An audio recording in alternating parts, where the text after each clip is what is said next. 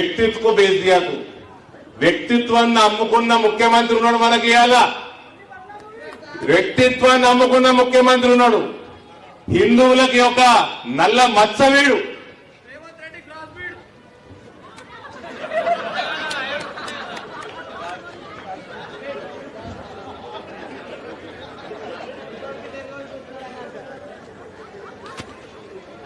so అమ్మా ఈ రకంగా నిజామాబాద్ మజ్లిస్ మేయర్ అయితే పరిస్థితి ఏమైతుంది కశ్మీర్ లో హిందువులకు అయినది అవుతుంది బంగ్లాదేశ్ లో హిందువులకు ఇప్పుడు ఏదైతే జరుగుతున్నదో ఇప్పుడు మనం మీటింగ్ చేసుకుంటుంటే అదే అవుతుంది ఈ పట్టణం కూడా మనకు మిగిలది మేమందరం మా కోసం కొట్లాడతలేము మేము కాంగ్రెస్ వాళ్ళ లెక్క బకాసురు లెక్క మీ పైసలు మింగటోళ్ళం కాదు మేము మింగటోళ్ళం కాదు మీరు ఎందుకు వేస్తారు నరేంద్ర మోడీకి నికాల్సైన భరతమాత పుట్టు బిడ్డ కాబట్టే వేస్తారు అవినీతి రహిత పాలన అందిస్తారు కాబట్టే వేస్తారు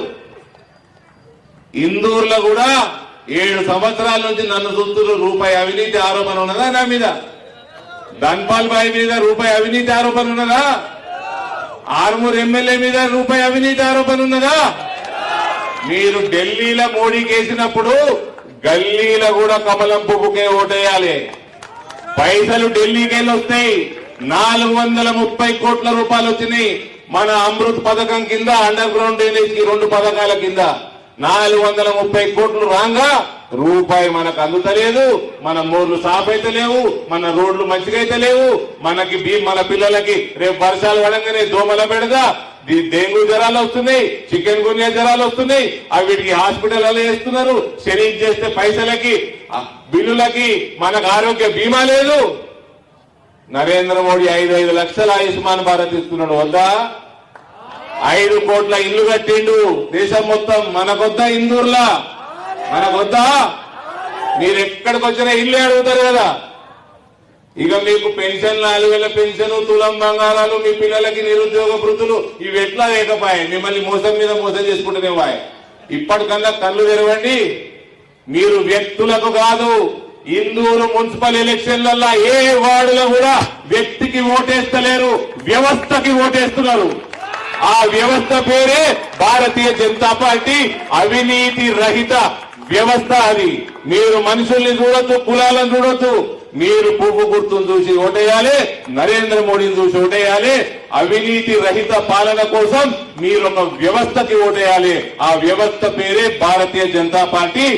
ఆ అవినీతి రహిత పాలనకి ఓటేయాలంటే మీ గుర్తు కమలం గుర్తు దానికేసి మీ ఉజ్వల భవిష్యత్తు మీరే తీర్చిదిద్దుకొని మీ గల్లీలు మీ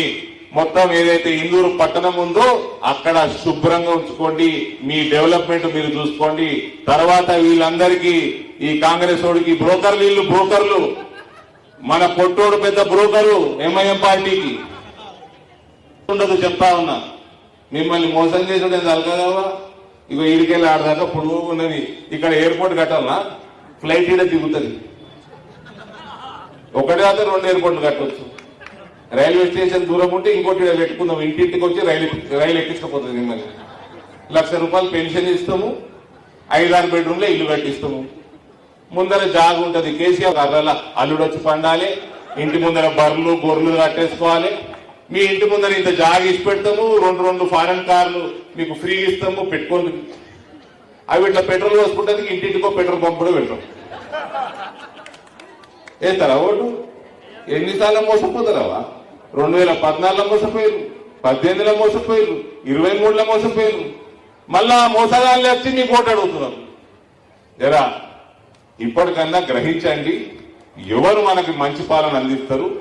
ఎవరు అవినీతికి దూరంగా ఉండి మనకు పాలన అందిస్తారు వాళ్ళకు ఓటేయండి నేను ఎక్కువ సమయం తీసుకోను ఇవాళ రామచంద్రరావు గారు వచ్చిండ్రు ఆయన మాటల్లో మనము ఏమేమి జరుగుతుంది భారతీయ జనతా పార్టీ మేయర్లు గెలిస్తే